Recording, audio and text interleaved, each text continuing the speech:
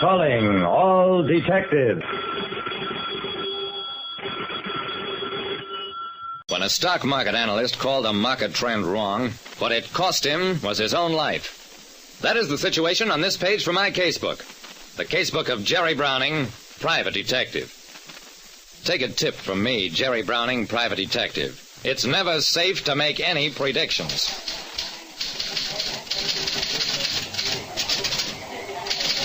The stock ticker at one corner of the office was rapping out a combination of letters and numbers.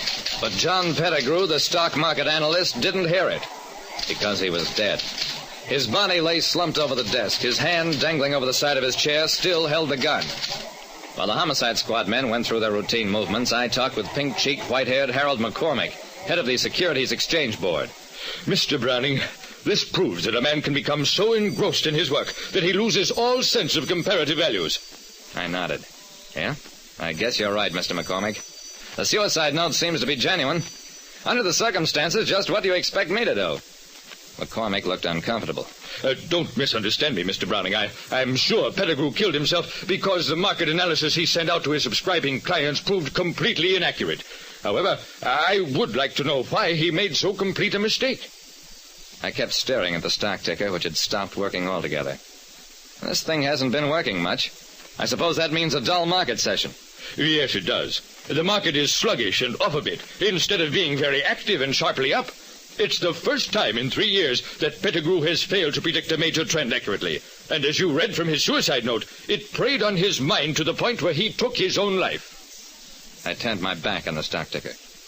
I'll accept the case, Mr. McCormick, but I'll warn you, I don't believe a man would kill himself over one error of judgment in 3 years. A well-known stock market analyst appeared to have taken his own life because a report he sent out was wrong. There was nothing I could do in Pettigrew's office while the police were working there, so I went on down to the Securities Exchange floor. It didn't take an expert to realize that there wasn't much of anything doing at the moment, but about 10 minutes later, several newcomers came onto the floor. And minutes after that, for no reason that I could see, the whole floor suddenly came to life. Men were shouting across the room to one another, wig-wagging signals and dashing about wildly. Alongside of me, Harold McCormick, head of the Securities Exchange Board, shouted into my ear, "This is astounding. The bull market has arrived only 48 hours after Pettigrew predicted that it would."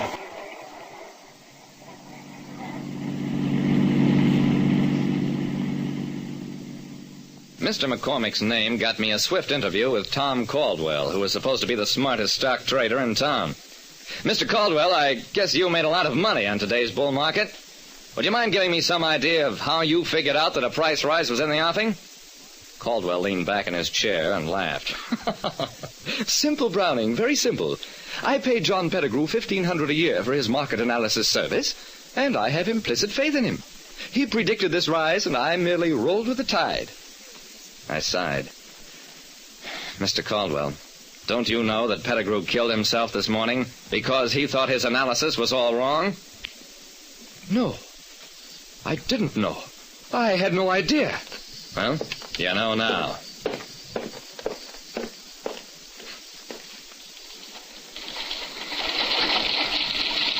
Shrewd, cynical Joe Morton is the financial editor of the Daily Sentinel. He told me, "Jerry, nobody knows what makes the stock market go up or down. Some people base their market fluctuation systems on sunspot cycles." You think I'm kidding, but that's the sober truth. The fact is, if enough people think it'll go up, it goes up. And the opposite is just as true. I'm sorry, Jerry, but that's all I can tell you.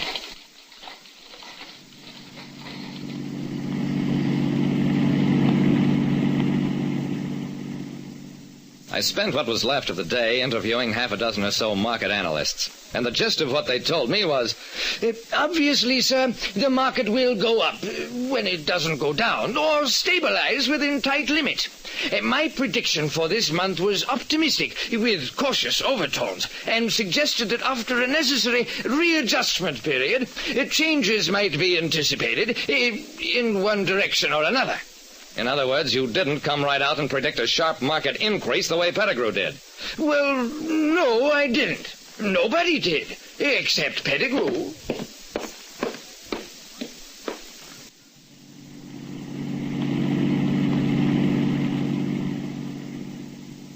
At police headquarters, Lieutenant Dawson told me, Jerry, we haven't been able to find out where Pettigrew got a revolver. He certainly didn't have a permit to own one. Dawson, I think Pettigrew was murdered. And what's more, I don't think it's going to be too hard to find out who did it.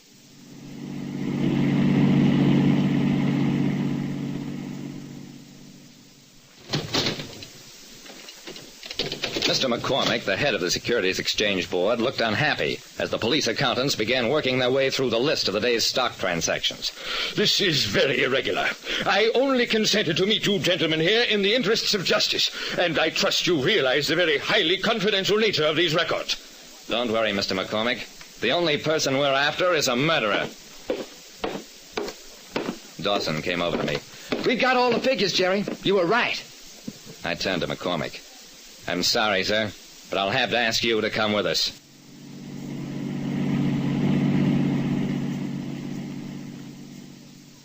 Tom Caldwell, the stock trader, had a fine big home in one of the best suburbs. He told Dawson, Yes, Mr. Pettigrew and I were very good friends. As a matter of fact, we spent several days together up at my hunting lodge, and he seemed in very good spirits at the time. I smiled at him.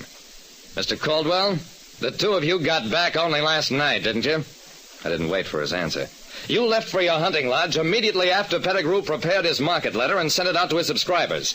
Since you didn't return until last night, it was not until this morning that Pettigrew learned what was in his letter.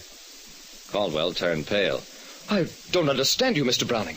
Since Pettigrew wrote his own letter, he obviously knew its contents. I shook my head. Not this time he didn't. Because the letter that went out was not the letter he wrote. Pettigrew let no one see his letters in advance, lest any news of his predictions leak out. That's why you could work a substitution, because you were the only man he trusted. You prepared a false letter, predicting a general market rise, knowing that Pettigrew's prestige would create such a rise, at least temporarily. That's why today, while all other traders were buying, you were selling stock you had bought last week in anticipation of this rise. And that's also why you forced Pettigrew to write a suicide note at gunpoint and then killed him, so that he could not repudiate the counterfeit letter sent out over his signature. Mr. Caldwell, you're under arrest for murder.